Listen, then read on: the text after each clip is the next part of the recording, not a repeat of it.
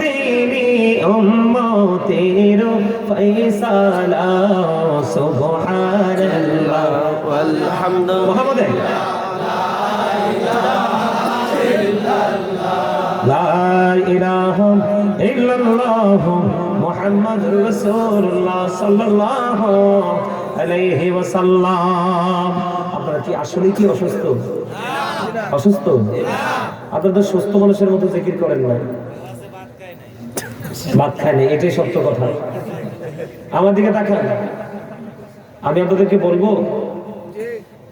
দেহ দুইটা না, কথা বলেন না, মানুষ কয়টা? দুইটা দিকে তাকান। দেহের খাবার তো দুনিয়ার যে কোনো জায়গায় গেলে পাওয়া যায়, আত্মার খোরাক কিন্তু যে কোনো জায়গায় গেলে পাওয়া যায় না। এখানে তো আপনি আসছেন রুহের খাবার, যার আত্মা জিন্দা সে তো জিকির করবে, যার আত্মা মরা সে জিকির করবে না, ঠিক কিনা বলেন? আরে যারা বলেন, আমার কথা আপনারা বুঝতে পারছেন?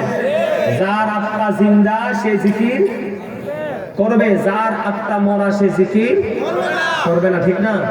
তো আপনারা তো সারা রাত এখানে থাকবেন না, আমি তো যেই কোনো একটা বিষয় নিয়ে আলোচনা করব, আলোচনা করার জন্য তো এখানে এসেছি। আপনাদের যে অবস্থা,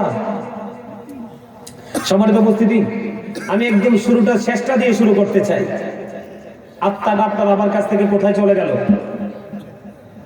দেহ থেকে বাহির